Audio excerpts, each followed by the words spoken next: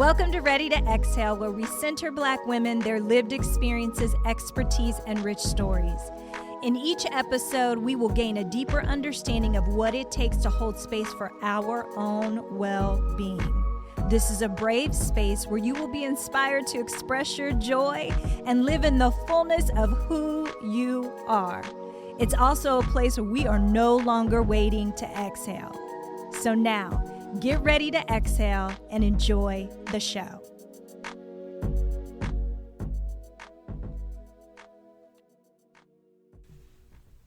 Dr. Marlo D. David is an associate professor of English and Women's, Gender, and Sexuality Studies at Purdue University.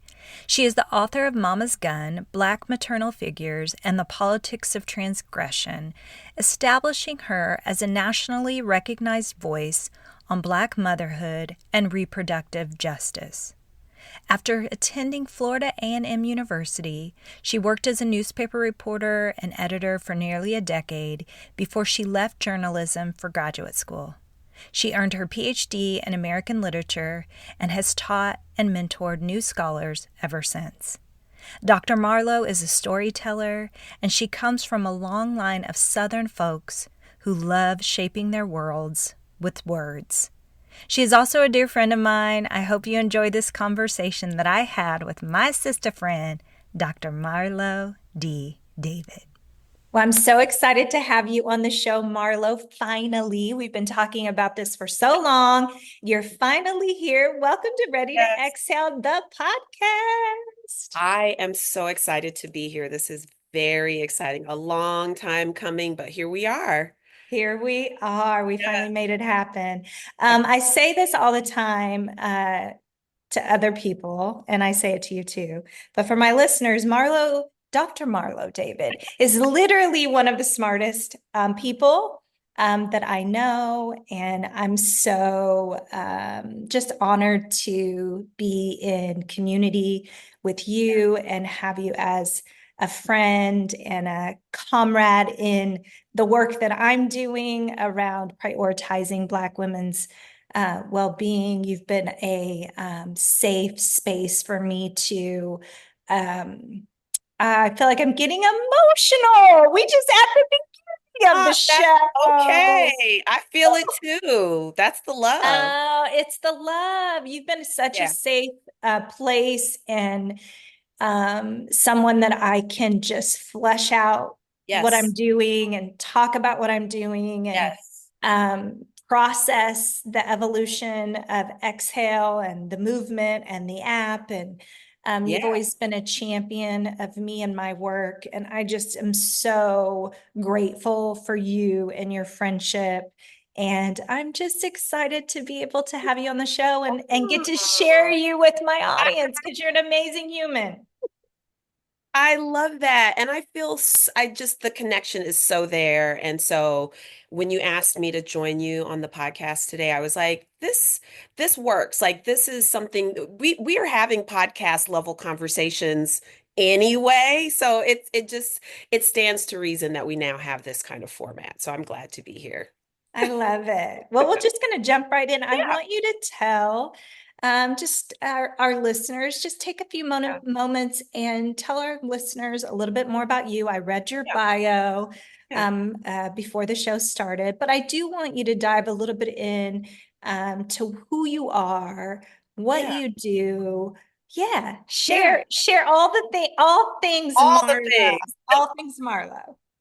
So, as my bio states, my official title is I'm Dr. Marlo D. David, and I am an associate professor of English and Women's, Gender, and Sexuality Studies at Purdue University. And I've been at Purdue for about 15 years.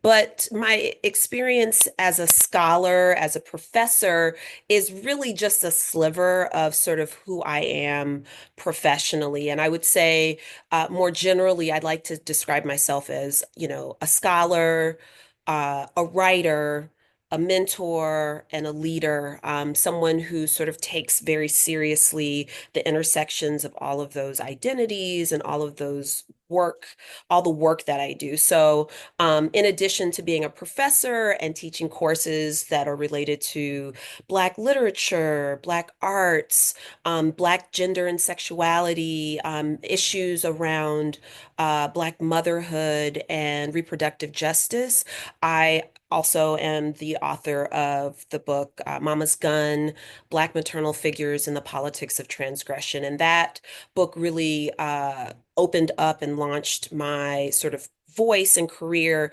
writing about the experiences of Black mothers in America. What does it mean to engage with yourself as a Black woman, knowing how much our society marginalizes our work, marginalizes our roles as mothers, or tries to denigrate the things that we do, questioning our choices, our roles. And we see this play itself out, obviously, in the dismal numbers around maternal mortality, Black women being 3 times more likely to die during childbirth. Regardless of access or class, these kinds of things really dig at the heart of, what I think are some of the really fundamental issues that Black women face in society, particularly around that role. And so writing that book really helped me articulate sort of where I think the culture is in terms of us not only just going against the stereotypes, but also honoring actually who we are. And maybe that looks like what a concept I call a bad mother. And I use the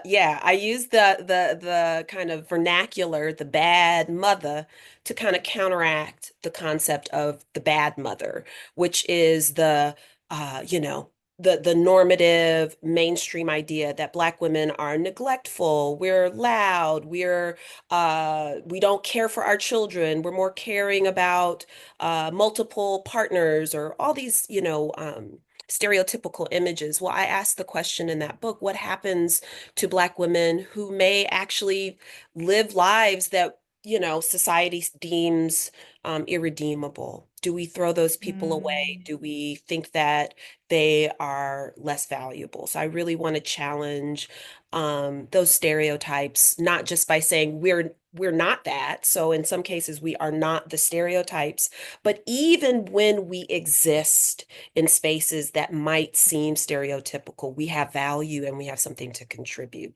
So that's the kind of Mm. writing that I'm always really engaged with. And it's opening up this next sort of phase for me where I am really trying to lean much more into my life as an author, bringing the stories of Black folks to the community at large, but also to as many readers as possible. So I'm currently working on a book project where I'm taking a look at a Black filmmaker by the name of Bill Gunn. A lot of people don't know who this individual is yet. But I hope to introduce America to this very fascinating and rich life. The Bold and Brilliant Life of Bill Gunn is what the book will be called. And my sort of key to writing that book is thinking about this relationship Bill Gunn, the actual historical figure, had with his own mother, who was a Mm. fascinating woman named Louise Alexander. She was a vaudeville star. She was a seamstress, a costume maker. She was an activist in her own community in Philadelphia during Bill Gunn's upbringing. And so I'm really excited right now. I'm in the trenches of writing that book where I am able to tell their stories together. I think we Black women and just our community in general, we need to see more and hear more stories that really tell the well-rounded experiences that we have, that we bring to the table. We are not, again, all stereotypes or tropes of something terrible, that we actually have these really exciting and interesting and fascinating stories to share. So that's where I Mm. am. My career started as a newspaper reporter.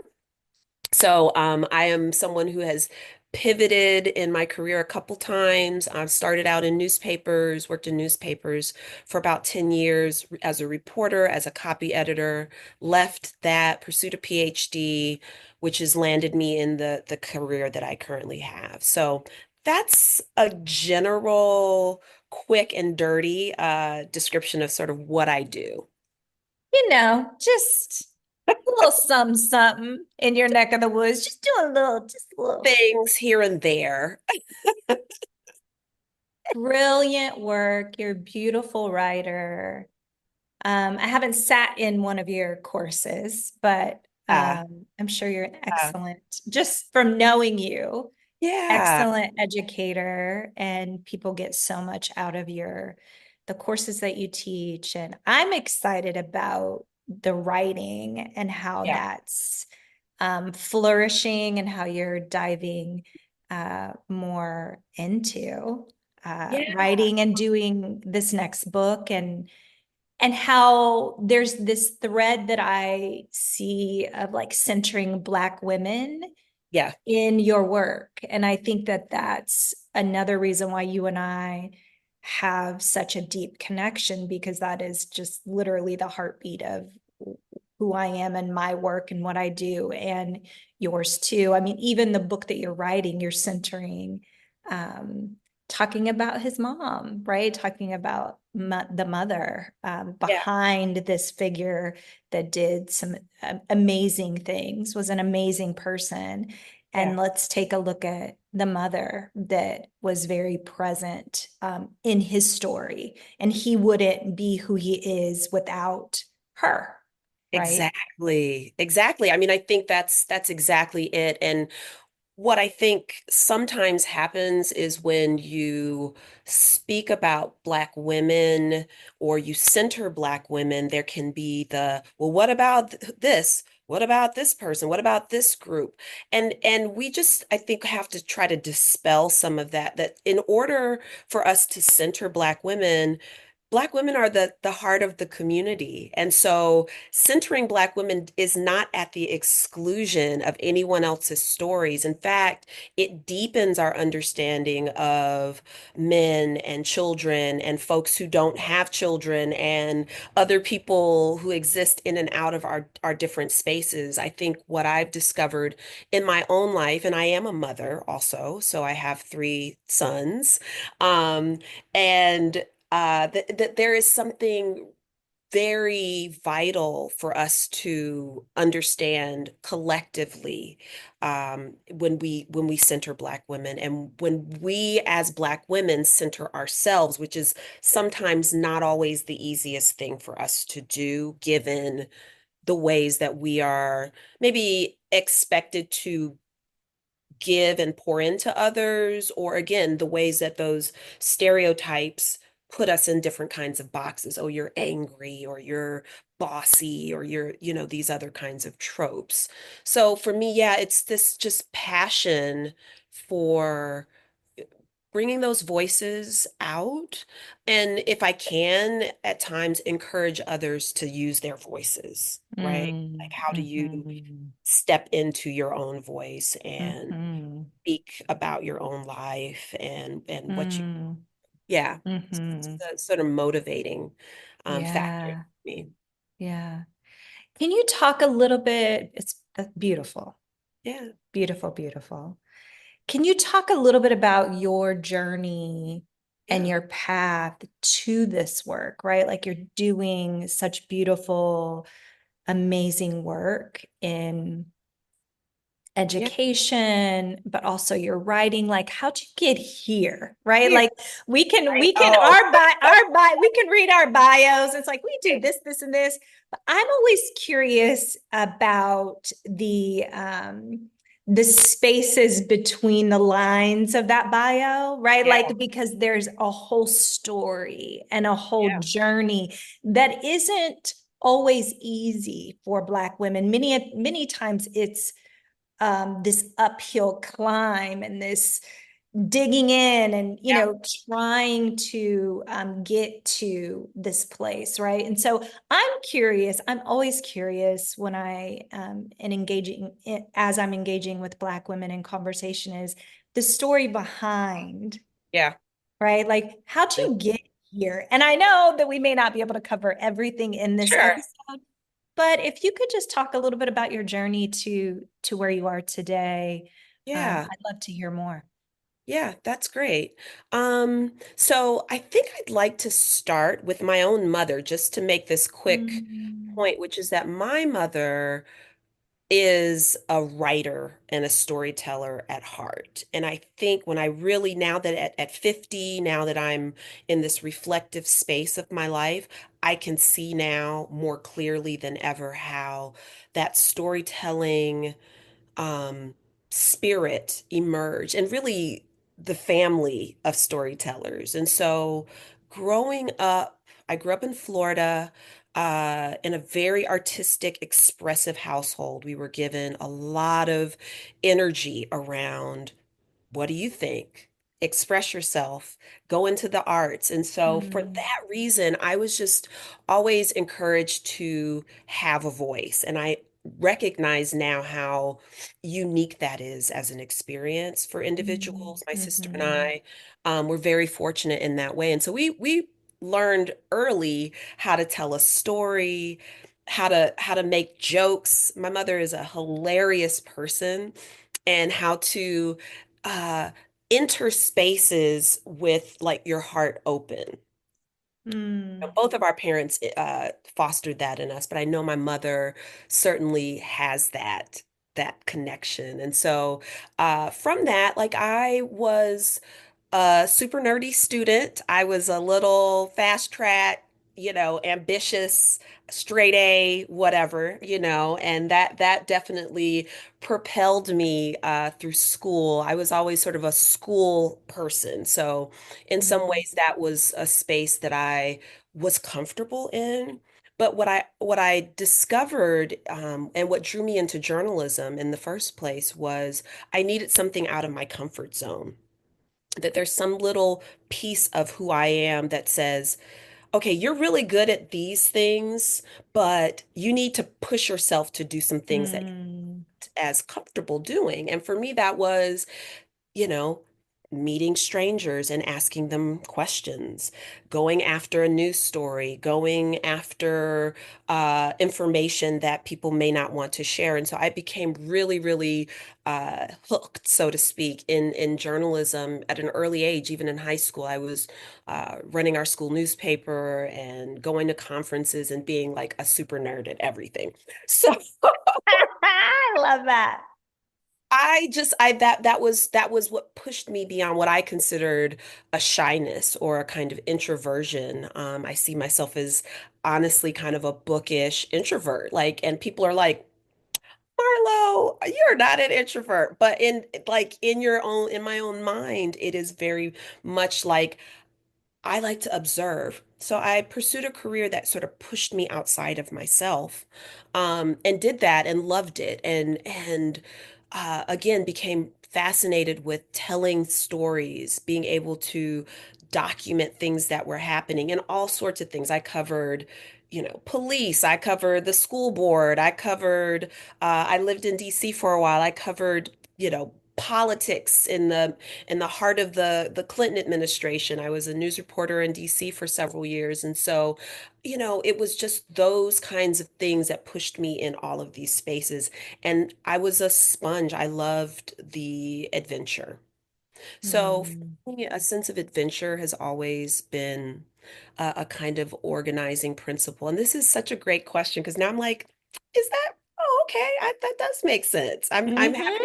an Mm-hmm. opportunity to just sort of unspool some of this for myself, which is amazing. Um, Mm. and so it was in the midst of that I decided to switch careers. I had kind of come up against a glass ceiling, as we, Mhm. know can happen to us as women, as Black women in the workplace. In my journalism career, once I had it started having children, I felt like my opportunities were more limited in newspapers, and I um, quit. I quit. I applied to graduate school. Didn't know what I really wanted to do. I picked English because I was like, I'm already a writer. Like it wasn't Mm. any kind of like, oh, I have always, I'm gonna go get this degree. And no, it was a lark. It was a just a chance. And I really, here's the thing. Wow. Yeah, it was just like, oh, okay. I applied to several programs. I was only accepted into one graduate program at the Mm. University of Florida. And so I went, uprooted my young family, told my then husband, we're going to go do this. And we did that. He didn't last.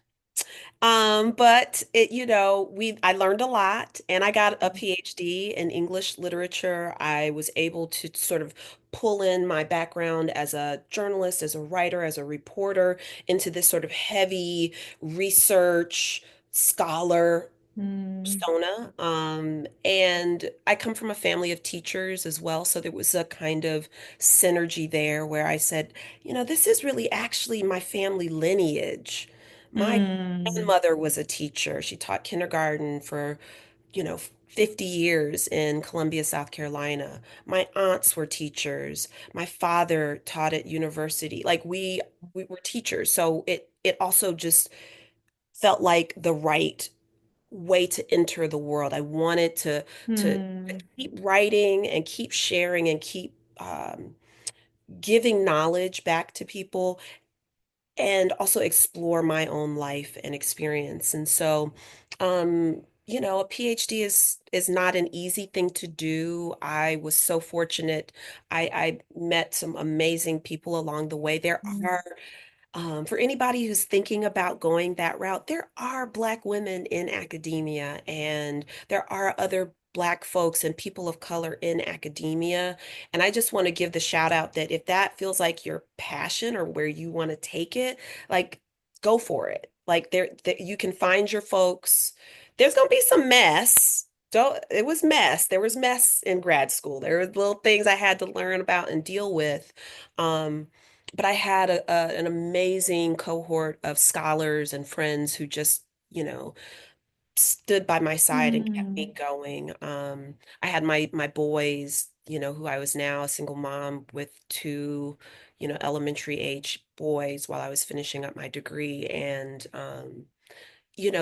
that pushes you in a different kind of way. Suddenly, Mm. like, okay, I'm on this adventure, but I also need to pay rent. Right, right. I have bills. I gotta get these bills paid. So when it came time for me to Yeah. really dig into that career path, I was like, okay, I'm gonna apply to any job. I was willing to sort of go anywhere it took for me, and it landed me here in Indiana, believe it or not. And that's what brought me to Indiana, to Purdue, and since then, what I'm discovering is that within this particular field of being a professor, what I want more than anything is freedom, uh, Mm. intellectual freedom, academic freedom to think. And this sounds, it can feel like, oh, that's not as meaningful as like, I want to fight for this or fight for that or justice or activism. But as Black women, the thing that we've not always had is time to think. Time to Mm. process what Yeah. our experiences are, what's going on in the world, how we fit into things. You go to and Mm. you've got generations of, men of certain backgrounds. Their dad was a professor and their fathers before them were professors and they grew up right by the university and they did, and you're like, okay, so you spent your whole life just Learning. learning and thinking and traveling and, taking sabbaticals and going to conference. I was like, we can do this too. Like, We what can do is this too. yes, right? And so Mm. I just love the opportunity that I'm having. I'm very grateful to have built this life and to be able simultaneously, I do make a living at it. And so that's comforting. I think that was always an issue, is like how far can you go when you still have to like put food on the table and take care of your family. And I just feel really blessed. Uh, Mm. to constantly then run into amazing people like yourself who are, you Mm, know, knowing what I know about how Exhale has come together and your network of folks, it's to me it resonates in the way that you need this community of people that helps sort of feed the energy yeah. to make Yeah. something new. Yeah, we both have, I mean, this brings up something that I wanted to talk to you about too, which is pivoting, Yeah. right? And you've done that like in your journey to where you are. I heard pivots in your career. Um, Yeah. I've had to pivot in my career. I was in corporate setting, and it just was not the vibe for me. It was what it was. And then I was like, I don't know that this is where I want to be. I don't know that this is where I can flourish. Um, and, I didn't keep trying different companies. I tried one and was like, yeah, I'm gonna Yeah. go do something else. That Yeah. was fun Right. and cute. Yeah. I'm Right. Not done. for me. Was No. not for me. So I had to pivot. So what do you think that you needed? And I could talk about maybe what I felt like I needed Yeah. to help us leap into doing something new or expanding what we're currently doing. How do we encourage other Black women? We hear people say the phrase, just go for it. You should just go for it. You should Yeah. just go Right. for it. And you mentioned, being a Black woman versus a white male in academia and just in this space of like, oh, you have generations Yes. of this. Um, we don't always have the benefit or the privilege of just quote unquote going for it. So that's easier said than done, right? Just go for it, just go for it. It's like, well, you Right. had mouths to feed, right? Like Right. I there's don't have there's generational wealth or an inheritance sitting there to right. prove. Right. Yeah, it's not easy for us. So I'm just curious around like what you needed. What would you encourage those that are thinking about pivoting, thinking about doing something different, thinking about, maybe their heart is calling them to Yeah. something different or new? Any encouragement or like, how Yeah. you did that? Oh, yeah. So I love this question because it forces me to also reflect on it in a way that I don't know that I fully have. And I get asked this a lot, like even just the like this is a second career for you. Okay, how does that work? But what I would say, there are a few components. I think that a network, and by network, it could be one person, honestly. Like, you know, two people can form a network. It doesn't have to Mm, be a massive thing, right? Like I think sometimes we might feel like I've got to lay this giant, massive, foundation before I'm ready. I just needed a friend or two, a yeah. sister girl or two, in some ways to just listen to me and then reflect something back to me that I needed to hear. And so for me, it was realizing that, okay, someone else believes in the possibility of this, that I don't have to, out of just my own sheer will, feel like this is just on me. Because once you make those decisions to pivot, there are going to be pitfalls. There are going to be Yeah. months where you're short on the money, and you're going to be tired. You're going to be so tired. Yeah. And you're like, I need rest, but I can't rest because I got a deadline or I have this other thing going on.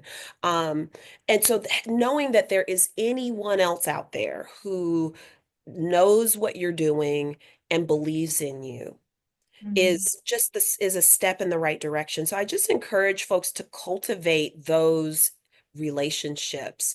And it doesn't have to be, oh, we're having lunches every, day, and we're checking in all the time, but just someone that and it can be your family members, it can be other sister friends, it can be the person at work that you're talking to and you're just like, I can't do this anymore. As Black women, we have everyday stressors, and those stressors are compounded by systemic racism. This stress weathers our mental and emotional health. It's imperative to move this stress out of our bodies so we can live healthier and happier lives.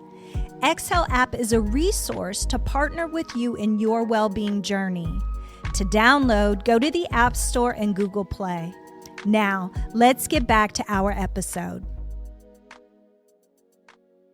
I'm I'm a big researcher. So for me, I just think that also knowing about other situations, reading an article, reading a book about someone who's done something similar to the thing that you want to do, um, is always inspiring. So for me, like some folks may know the story of sort of Toni Morrison, the great Mm-hmm. writer, who just transformed African American literature. Yeah. Us, she had a separate career as a book editor. This is how she paid the rent, the bills, to care. She was a single mom of two sons. And so for me at the time when I was in graduate school, this was like, right, right. Okay, Toni Morrison had two sons. She's a single mom. She did these jobs. So like knowing that Yeah. she would carve out this little time every morning, get a few little words down because she also had a story to tell. She was editing other people's work. She was helping other writers Mm-hmm. of Black women get their careers off the ground, which I also think is maybe a kind of karmic kind of Yeah. giving that we can also think about. Like, how do we, if Mm. we're giving to other Black women, that makes it us able to receive as Black women. Maybe Little a way to nugget think there, about it. nugget Yeah, of wisdom. another way to sort of think about it. But she was pouring Mhm. into, Toni Cade Bambara and, June Jordan, all these other great writers from the 1970s. And when it came time for her to start publishing, she had the squad, the team, the people who were like, girl, we got you. And she didn't do this until she was well into her 40s. She, Right. the Nobel Prize laureate career until she's in her 50s and 60s. And so that just inspires me. That keeps me going. There are days Yes. I wake up and I'm just like, Marlo, and we live in social media land. So everything feels like, oh, this person has a thing. Why don't I have a thing yet? Why is my thing not a thing? Mm. When we pause and step back and say, there are stories of Black women who have done phenomenal work all through their lives, and that they poured into their communities and each other and then received the things that they wanted. And I don't know what that would look like. For some people it is career goals or Yeah. recognition. For others it might be accomplishing a particular task, or you know just writing the book. Maybe the book Mm-hmm. isn't published yet. Maybe the book will never become a bestseller. Maybe you self-publish the book. But just to write a book in itself Mm-hmm. is a phenomenal accomplishment. It takes a lot of Absolutely. time and dedication. And so also just putting into perspective what the goals can be, and that the goals Mm. don't always have to reflect what it looks like out there Right. in social media world or in the media in general, that there are accomplishments that we can have outside of it. So pivoting for me, if I had to sort of wrap it up, Mm. it's a bold move, but you Mm-hmm. are capable, we are all capable of making bold moves. Um, have that one voice, even one voice out there that is cheering you on, that you can return to when you are tired, when you are broke, when you are hangry. You know what I mean? Yeah. Yeah. With all those things that Mm, are happening that keep you sort of on a path. And I'll just add for your listeners, like you've been that person for me since we've moved to mm. Indianapolis several years ago. When you and I connected and became friends, I mean, girl, you'd be like, Marlo, you got to get out there and you're doing it. And I'm like, right. Because in my day to day, I'm like, oh gosh, oh da, da, da. And then you need a hype man. That's what it is. Yes. We all need a like a Flavor Flav. Yeah. We need our hype Yeah, boy. person. Yeah, boy, you got Yeah, it. boy. I'll say Yeah. we had coffee yesterday, and as we were Yep. leaving, I was like, Dr. Marlo David is one of the smartest people that I know. Like I say that all the You time to say you. so much. And I love it just every time Yeah. I hear like, okay, girl, you got this. Yeah. You got this. So find that person, Yeah. be that person for the other person. Because again, Yes. that's that reciprocity that has to happen. And I believe really genuinely in the idea of like sort of what you put out, you can get back. So Mm. if the motivation is not sort of holistic in its just deepest iteration, you may run into some of those issues that people have. Um, Ooh, that's a word right there. That's wisdom. yeah. Also, what's coming up in me is it is important to have that person or those few people. And in my um, experience, it usually is a few Yes. because sometimes when you start sharing your dream or your pivot or what you're thinking about embarking on, Yes. you will have people that will reflect their own fears back to Right. you, right? 100%. So you can talk to people that may say, why would you do that? Why are you leaving? Why would you change? Why are you moving? Right? Like, why are you embarking on getting Right. your PhD? Like, oh, isn't that going to cost you? Just Yes. all the things. All the things. So you have to also be selective on who you share 100%. your dream, your desires, your ambitions with, because sometimes you'll run across folks that will just spew their fears or their own insecurities about the life that they've chosen, That's right. right? And Oh so yeah. then try to like kind of talk you out of Yep. um, doing the thing, right? And going for it. And so I love how you really honed in on like find your people, right? Like People. where is that encouragement happening? Who are those people or person Yeah. that has been a champion of yours and is going to get behind you and cheer you on as you make that pivot? Because there's going to be, if you're sharing, if you're just talking about it with everybody, Yeah. there's going to Right. be some folks that are like, you're crazy. Like, what you And as doing that women, for?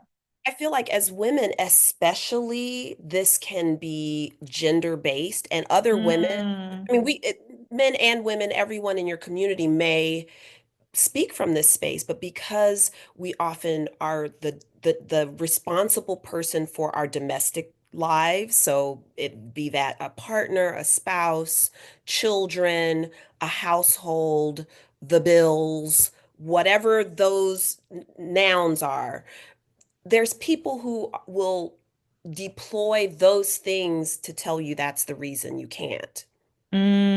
Well, mm, but what about the kids? Your children are going to be so impressed with, and you are creating a mm, model for your children to be bold, to take risks, to follow their passions, to live life to their fullest. And so once you sort of back out of some of those pieces too, and people will, mm-hmm, who's going to watch the kids when they, da, da, da? We can figure mm-hmm. that out. Someone could Mm. we can figure out who's going to watch the kids or can they do basketball or whatever the things are. That can be, Mm.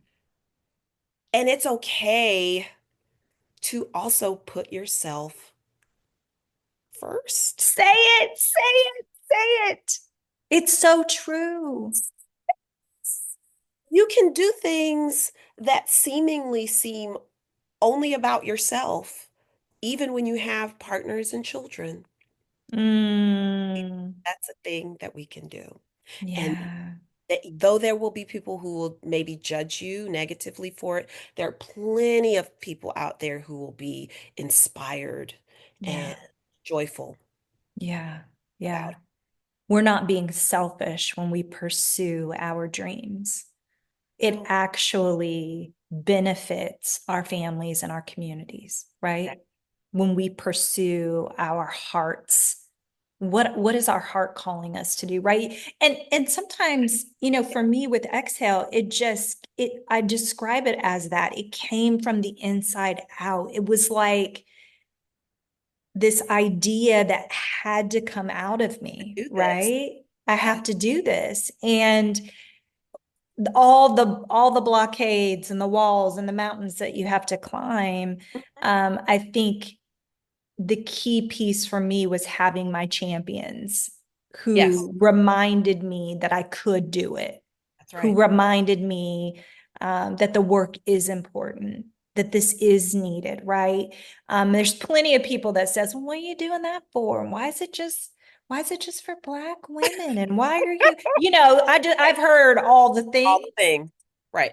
heard all the things, but I love that it feels like a key piece for you in the pivot, and a key piece for me in the pivot has been having your people that are just championing you the whole way, right? Reminding you of who you are, reminding you of the dream, why you started this, the importance of this, That's that right. your voice needs to be heard, right? Like the work needs to be put out there. I think that that's a key piece in the pivot. So, for Yeah. those of you that are listening, I hope my hope for you is that you can find your people Yeah. or person. I love that you said it can be one person and you can create a network. That was beautiful, and so much wisdom in that, because I think we do think about a network as like all these people and I have to go to all these things and I got to meet all these people. It's like, no, if I can just find my person or a few people that can champion me and remind me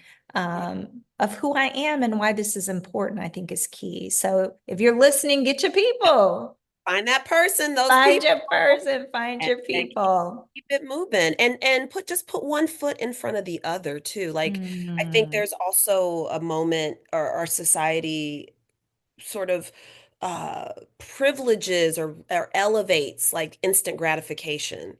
And it's just not gonna be that. It's gonna be day-to-day boring stuff. Like right now I'm in the middle of mhm, writing grants. I'm not I've mhm. been working on the book and I had to put some chapters down, and now I had to spend a week or so just writing grants and getting everything formatted and putting it in the computer and like that's not the sexy part of being a writer. Right, Nobody right, says the best part of being a writer is inserting paragraphs into a online form. No, but that's part of the work. And so we have to also right. just just do the work. Do the work, head down, get it done. Work. Yeah. Yeah. I love that. Exhale did a survey. We surveyed over 1,000 Black women. You know about this. Yeah. I love Um, and we surveyed them around their mental, emotional, physical health and well-being.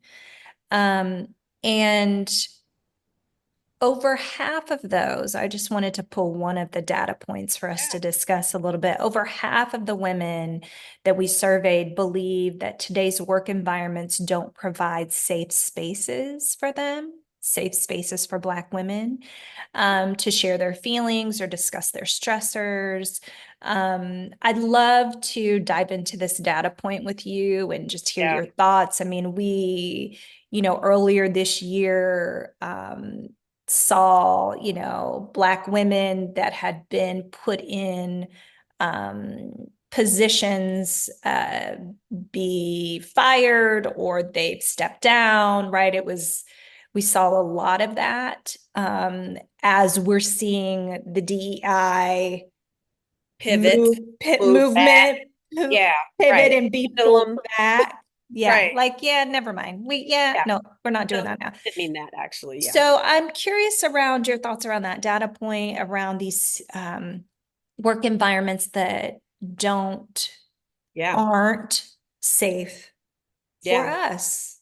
Girl. Okay. So, uh, I mean, you shared your sort of experience in corporate, and so that's so profound because I think what we see in academia is that time. It's a very similar corporate space in the sense that though there are Black women who are scholars who are, working in all kinds of fields, innovating, doing research, writing books.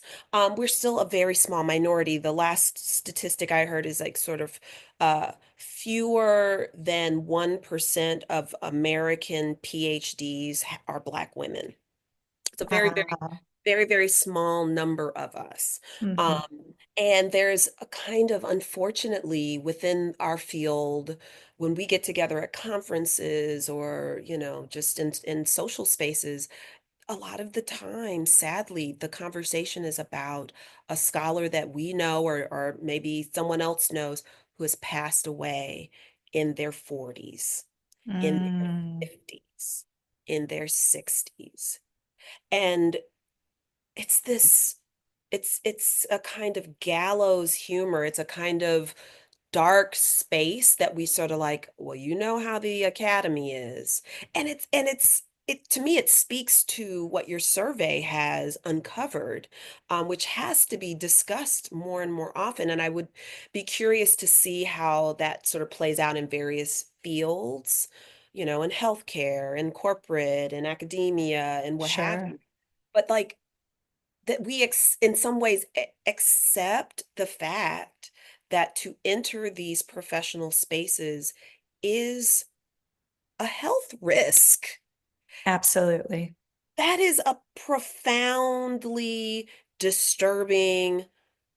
Reality. Reality. Sure. Yeah. Yeah.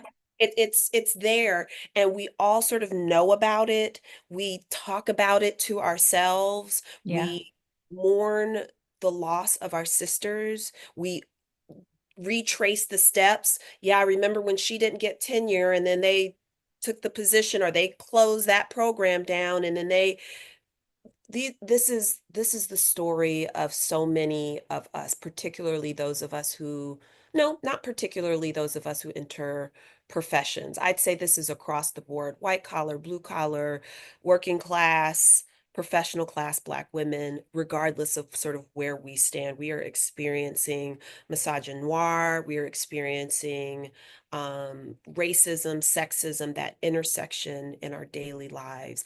And it is having health effects. And so, what I think is really important for us at this time, and it's something that, you and I again have discussed Hmm. on the personal, is that we stop giving all our juice to these people that don't value what we do. A They talk hundred about percent. they talk about quiet quitting, and I'm here. Right. Listen, I'm out here to say that I do what I need to do to stay employed by my employer. But it's the question of how much do I invest my heart and my spirit, my soul, my well-being into a belief about what that institution will do for me. And it's Hmm. that reckoning for us. We can ask. I've been an activist in my workplace. I have fought for the hiring of new Black faculty. I fought for the admission of more Black students. I fought for all of the issues that would make my university and many universities more inclusive, more welcoming, more accommodating to people with different backgrounds and differences. So I've done that work, but what has changed for me recently is recognizing that even when that is not reciprocated, I must continue the things Mm, that I need and want to do that feed my spirit and mm, who I am. So, in other words, there was a time where I might become angry, depressed, despondent, more activated to do more in the workplace because I see an injustice. mm, You know, you're up at night, you're doing extra work, you're having meetings, you're doing all the things. And it's not to say that work isn't important or valuable, but I've tempered some of it. I don't do it as much. Uh, mm, and that mhm. is because I think we have to protect ourselves. We have seen, as you Yeah. just laid out so well, the the peak sort of we're here for diversity and inclusion, and then bam, we don't what diversity Mm, inclusion? Who? We're not doing that anymore.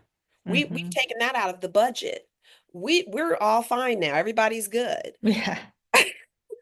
So we've seen that in 4 years. We've seen this is the most important thing in America to we don't even talk about it anymore. We're dismantling those programs and systems. So what are we supposed to do when we know in our hearts that this justice, that this equality, this inclusion is central to our beings? We have to seek it out in other kinds of ways and not place that expectation in the institutions. And I guess I want to make it clear to anyone listening, I'm not saying we don't hold these institutions accountable because Right. I believe in that. Yeah, I still need absolutely. to speak my truth about the institution that I currently work for, as well as other institutions like the one I work for. That I'm not, I don't want to pussyfoot around Sure.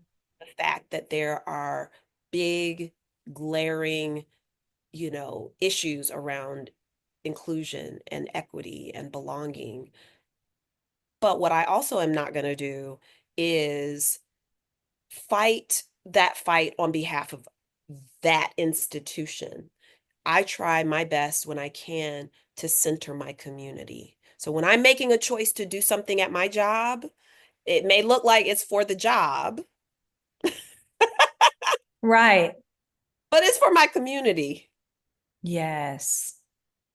That's I see good. it as an emphasis. So, my next promotion at my job, that is about, my university will be able to say, we have this, she's a full professor, she's written these books, she's done, okay, that's cool.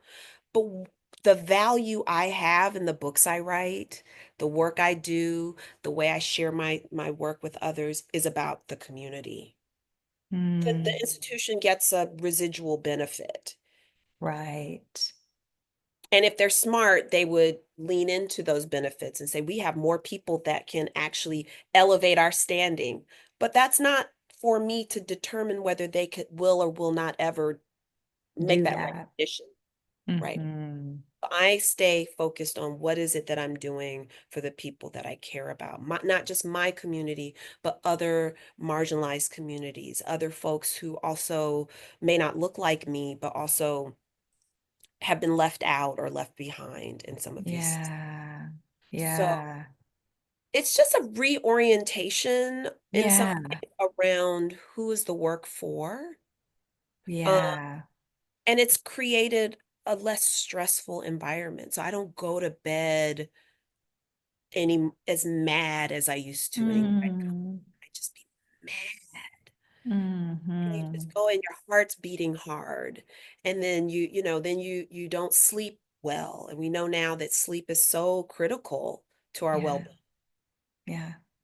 You don't eat well the next day. You're not, you don't make time to go get that yoga mat out or just stretch or even get up from Yeah. the laptop and stand up for five Hmm. minutes. at your job or take a break.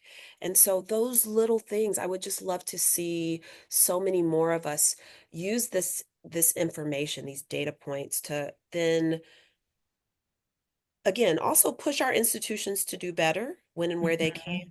But at every single turn, remember that we are responsible for ourselves and our own Yeah. well-being. They We will not. have to take care of ourselves.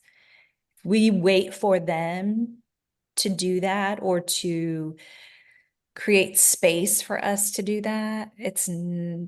May not happen, right? So we have to, again, prioritize ourselves Yeah. and think about ways. I love how you talked about this energy that you used to just give, right? And like pulling back and saying, I'm going to reserve that for me and mine, right? I'm going to reserve that for me and my community. And this is the shift. And this is the place where not only I can give my energy, but that energy is being given back to me, right? Like, where are those places where Yes. there's this giving and receiving happening? And if it's not happening in my workplace, which over half of these 1,005 Black women, right? Over It is half of not them said it's not happening. happening Not there. happening. You know it's not. Right. Where can you find your community that is going to nurture and give and pour into you? You Right. don't have to always be the one. And I think that this is kind of um, I mean, it's an age-old belief that, Black women were always being extracted from, Yes. Right. extract until we die in our 40s, 50s, or 60s, right? Because of the extraction and the stress and the weight of the world that we carry. I think that we have to begin to think about, like, hold on a second. In what ways do I, like you said, I need to show up and do my job? Yeah. And in what ways is this organization, company, or institution actually extracting from me to the point of, like, I'm going to get sick. I'm I'm going to gonna be say, sick. I'm going to be sick. I cannot keep doing this.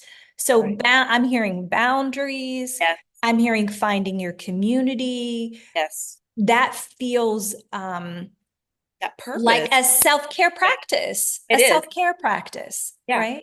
Yeah. Right. Yes, absolutely. And that's a kind of self-care practice I feel like isn't in the sort of typical laundry list or, here are the 10 tips on self-care, right? That, Right. that piece that is, because certainly I like to get my nails done and I like to go Yeah. get the massages, all of that. I'm into it. But yes, purpose. We are as humans, we are driven by a purpose. Mm-hmm. We are animated by a purpose. And Mm-hmm. when we are estranged from that purpose, when we are estranged from our creative impulses, I truly believe that that is, the precursor to certain kinds of illness and sickness, and at least making your body, more susceptible to Mm-hmm. invasion or disease. And so Mm-hmm. where we can pour into our purpose, align ourselves much more with our purpose, um, right there, you've just elevated so much. Yeah, it feels like a key toward or a key that unlocks thriving, Yeah. right? Getting us out of this surviving into what about thriving? Let's talk about what does that look like? What does that mean for us and our communities? And like you said earlier in our conversation, is we haven't had the space to, like, pause and even think about, right? To have the room or the space to think or dream or Breathe. reimagine what does it mean for me to thrive? what does it mean for me to not be always surviving? And I think that that's something that we can all take away from this episode and really sit with. Yeah. How can I maybe create space today, maybe tomorrow? We're getting ready to enter into the weekend after this episode, maybe carving out time to just sit and reimagine my life from a place of thriving versus surviving. What does that look like? And creating that space and giving ourselves that space to reimagine, I Oh, think is key. it's such a beautiful and important step, and it is the true luxury of life. Like that's luxury, you know. Yeah, I just yeah, like that's a kind of luxury, and we yeah, want I want for us as a collective, as Black women, um, humans on earth, you know, that we all have the opportunity to feel that and grapple with it and work some of it out when we can. But we know when Black women are allowed that freedom and that space and that time, you know, all boats, you know, are lifted. So it becomes even more imperative for a lot of us to take that time, yeah. lean into those feelings, explore. I love that you brought up the word dream because it is. It's Mhm. about dreaming, it's about the imagination. Um, what can you imagine without the box that they've already told you, well, that costs too much, or you don't live in the right city for that, or you don't, you know, whatever those things. Yeah, yeah, It's yeah. Dream, dream. If our listeners want to find you, buy your book, follow you, keep tabs on Dr. Marlo, where would they go to find you? Well, I am on Twitter still, or Mhm. X. Mhm. I'm still a An black Xer. Twitter. I Yeah, love it. there's some black Twitter folks that I'm still out there kind of engaging with. So you can find me there. I'm at Afrotelligence. That's AFROTELLIGENCE, Afrotelligence. I'm on LinkedIn under Marlo D. David, PhD. I can also be found on Instagram at Dr. Marlowe 91. And so those are some of the spaces. I'm also trying to get, I've just started a Substack, which is also under my Oh, I handle, love that. Afrotelligence. So I plan to be posting some small, you know, some musings, some small pieces, some reflections on my own journey, just through life, some of the experiences I've had as a way to, you know, get some of those ideas out into the world. So I love check that. me out on Substack as well. Yeah, and we'll put that in the notes of Yeah, this episode so you all can find it. Thank you so much for just so carving out good. time to sit with me and have this beautiful conversation. We have these conversations, like you said, all the time. I'm glad that we get to like bring Exactly. other people into the room to join us in this conversation. I just honor you Yeah. and love you so much. And thank you Yeah. for being on the show today. Joy, it's a joy, it's a joy. And everything that Exhale and the podcast, the app, you as an individual, you're just your light is shining. And I mean, it's just like it's astounding and beautiful to me that the two of us connected in the way that we did, literally locally. Like we live in the same city, which is also really kind of hard to sometimes Hmm. make that happen. And so it's just a joy. Thank you so much for allowing me to sort of hang out with your podcast crew. So Awesome. Awesome. Thank you, listeners, for tuning in to this episode. Share it with your community. There is a lot of wisdom dropped. So please share it. Thank you. Exhale is a social movement prioritizing the overall well being of Black women. You can join our movement by subscribing to this podcast and downloading Exhale app. and by continuing to prioritize yourself and your well-being. Keep taking deep inhales and long, long exhales. Until next time.